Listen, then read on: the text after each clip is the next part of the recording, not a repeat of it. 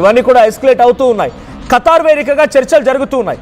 ముందుగా ఈ 3-4 డేస్ ముందు మళ్ళీ యుద్ధం బద్దరబ్బాస్ పోర్ట్ పైన దాడి జరక్క మునుపు అమెరికా ఇరాన్ మధ్య ఒక కండిషన్ ఉండేది. ఏంటి ఆ కండిషన్ అంటే ఇరాన్ అమెరికా మధ్య ఇప్పటికి ఉన్న పలంగా యుద్ధం ఆగిపోవాలి, క్లోజ్ చేసుకుందాం, 60 డేస్ 60 రోజుల పాటుగా చర్చించుకుందాం. నీ కండిషన్స్ ఏంటి, నా కండిషన్స్ ఏంటి, నీ కండిషన్స్ యాక్సెప్టెన్స్ ఉన్నాయా లేవా, నా కండిషన్ నువ్వు యాక్సెప్ట్ చేస్తావా లేదా, ఈ రకంగా మనం 60 రోజుల పాటుగా చర్చలు జరుపుదాం. 60 రోజుల పాటుగా సుదీర్ఘమైన చర్చల తర్వాత దీనికి ఒక పర్మనెంట్ ఫుల్ స్టాప్ పెడదామనేది ఇరాన్ చెప్పిన మాట. కానీ ఇరాన్ అన్నట్టుగానే మరి అమెరికా అధ్యక్షుడు డొనాల్డ్ ట్రంప్ యాక్సెప్ట్ చేస్తున్నట్టు కూడా పోస్ట్ చేశారు ఆయన.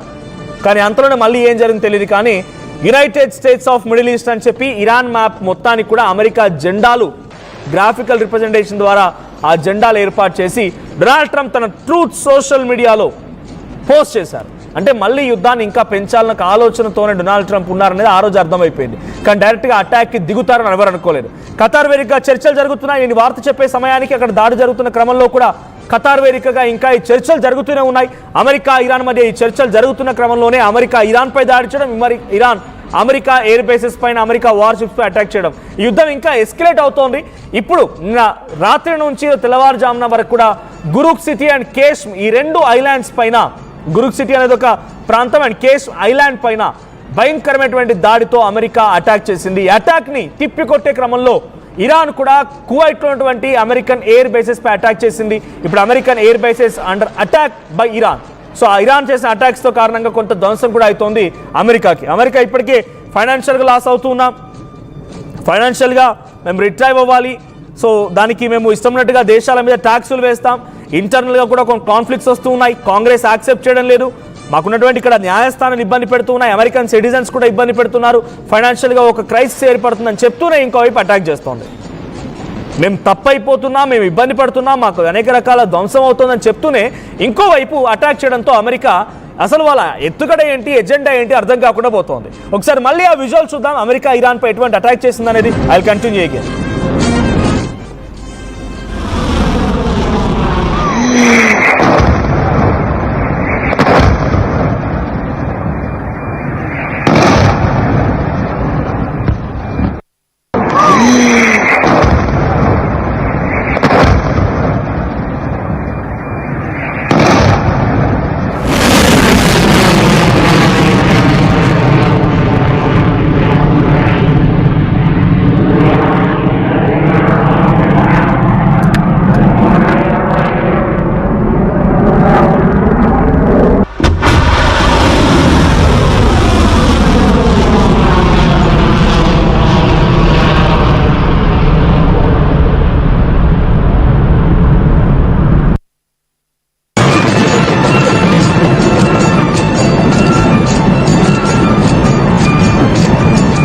రైట్, ఇప్పుడు జరుగుతున్నటువంటి అటాక్ సంబంధించి విజువల్స్ మనం చూస్తున్నాం. సో ఇక్కడితో ఆగే ప్రసక్తే లేదు. సో ఇలా జరుగుతున్నప్పుడు స్ట్రైట్ ఆఫ్ హార్మూజ్ దగ్గర మన క్లియరెన్స్ దొరుకుద్దా? స్ట్రైట్ ఆఫ్ హార్మూజ్ దగ్గర ఆల్రెడీ సీ మైన్స్తో ఏర్పాటు చేసుకొని తమ నౌకలతో గస్తీ కాస్తోంది ఇరాన్.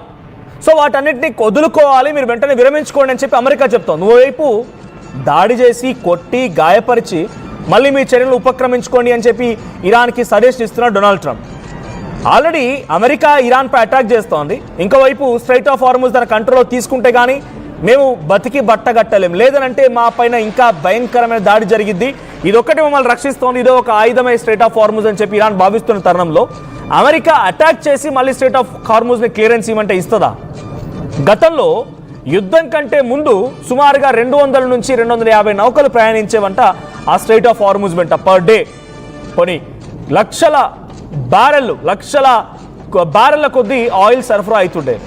ఆ తర్వాత ఎప్పుడైతే ఈ యుద్ధం జరిగిందో, యుద్ధం కొంత సద్దుమణుగుతోంది, చర్చలు నడుస్తున్నాయనే తరుణంలో ఒక 100-110 అలా నౌకలు పాస్ ఆన్ అయ్యేవి. టోల్ కట్టేవి ఉన్నాయి, ఫ్రీగా ప్యాసేజ్ అయినవి ఉన్నాయి, వాళ్ళ రకంగా ఉన్నాయి. బట్ రీసెంట్గా ఈ మళ్ళీ 3-4 డేస్ నుంచి కేవలం పర్ డే 4-5, ఎప్పుడు మళ్ళీ తీవ్రమైన యుద్ధం జరిగింది చూసారా, అలీ ఖామెనీ అంతమొందించినప్పుడు ఎటువంటి సిచ్యువేషన్ ఉండేదో అదే దాదాపుగా మళ్ళీ సిచ్యువేషన్ రిపీట్ అయింది. 4-5 నౌకలు మాత్రమే వస్తున్నాయి. మొన్న ఎగ్జాక్ట్గా సాటర్డే రోజున భారత్కి రావాల్సిన 13 నౌకలు స్ట్రైట్ ఆఫ్ హార్మూజ్ దగ్గర ఇరుక్కుపోయాయి. వాళ్ళు ఏమంటున్నారు, మేము క్లియరెన్స్ ఇస్తాం, భారత్ నౌకలకు ఎటువంటి భయం అవసరం లేదు, మేము క్లియరెన్స్ ఇస్తాం, కానీ బట్ ఆన్ వన్ కండిషన్, మీరు టైం తీసుకోవాల్సిందే, వెయిట్ చేయాల్సిందే. ఇవన్నీ క్లియరెన్స్ తీసుకున్న తర్వాతనే మిమ్మల్ని మేము ఫ్రీగా అలో చేస్తాం, ఇది ఇరాన్ చెప్తున్నమాట. సో ఈ రకంగా స్ట్రెయిట్ ఆఫ్ హార్ముజ్ మళ్ళీ దిగ్బంధానికి గురైంది. అమెరికా యొక్క యాక్షన్స్తో ఇరాన్ రియాక్ట్ అవుతూ స్ట్రెయిట్ ఆఫ్ హార్ముజ్ని మళ్ళీ కట్టడి చేస్తోంది. ఇప్పుడు ఇరాన్ మరోసారి చాలా భారీ దాడిని చవిచూడాల్సి వచ్చింది. గురుక్ సిటీ దగ్గర పేల్చినటువంటి ఆ బిల్డింగ్ సంబంధించిన విజువల్ మనం చూస్తున్నాం. ఇక్కడ కొన్ని మిసైల్స్ అండ్ డ్రోన్స్ పడ్డాయి. ఆ ప్రాంతం అంతా హైటెన్షన్ ఉంది. ఆ విజువల్స్ మనం చూడొచ్చు. ఆ బిల్డింగ్ మొత్తం కూడా కొంత దెబ్బతినింది. ఆ తర్వాత కేష్మ్ అనేటువంటి ఐలాండ్ పైన కూడా అటాక్ జరిగింది. అక్కడ కూడా భయంకరమైనటువంటి అమెరికా దాడులతో ఒక భయాందోళన వాతావరణం క్రియేట్ చేసింది. ఆందోళనకరమైనటువంటి సిచ్యువేషన్ నెలకొంది. సో ప్రెసెంట్ ఇరాన్ పైన అమెరికా దాడి చేయడం, అమెరికా బేర్ బేస్ల పైన ఇరాన్ దాడి చేయడం ఇది కంటిన్యూ అవుతోంది. ఇది ఇంకా ఎన్ని రోజుల పాటు ఇలా జరుగుతుంది, ఇంకా ఎన్ని రోజులు ఈ రకం కంటిన్యూ అవుతుంది, మరి శాంతి చర్చలు ఏమవుతున్నాయి, ఖతార్ వేదికగా ఈ చర్చలు ఏమైనా సఫలీకృతం అవుతాయా, లేదంటే కేవలం అమెరికా డొనాల్డ్ ట్రంప్ తన అహంభావాన్ని చూపించడం కోసమే ఈ అటాక్స్ ఇంకా కొనసాగిస్తాడా, ఏం జరిగిద్దో చూడాలి.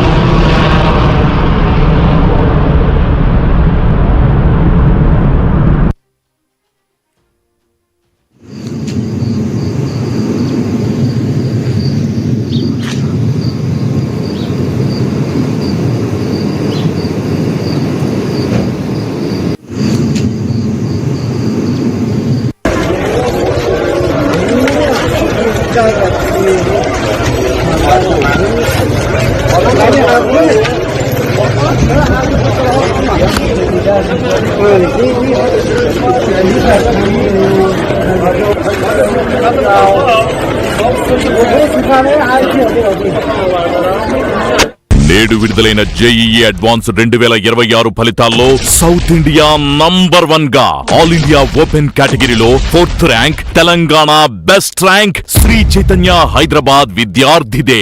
ఆల్ ఇండియా ఓపెన్ కేటగిరీలో 9th rank Andhra Pradesh, best rank Sri Chaitanya విద్యార్థిదే. ఆల్ ఇండియా ఓపెన్ కేటగిరీలో 10th ర్యాంక్ తో పాటు టాప్ 10 లోపు 3 ర్యాంకులు ఒక్క శ్రీ చైతన్యవే.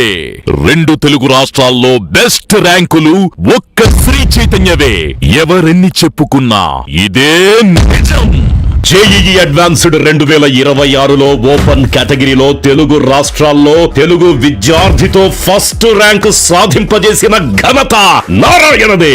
ఓపెన్ కేటగిరీలో 5, 13, 14, 15, 16 లాంటి టాప్ 20లో 5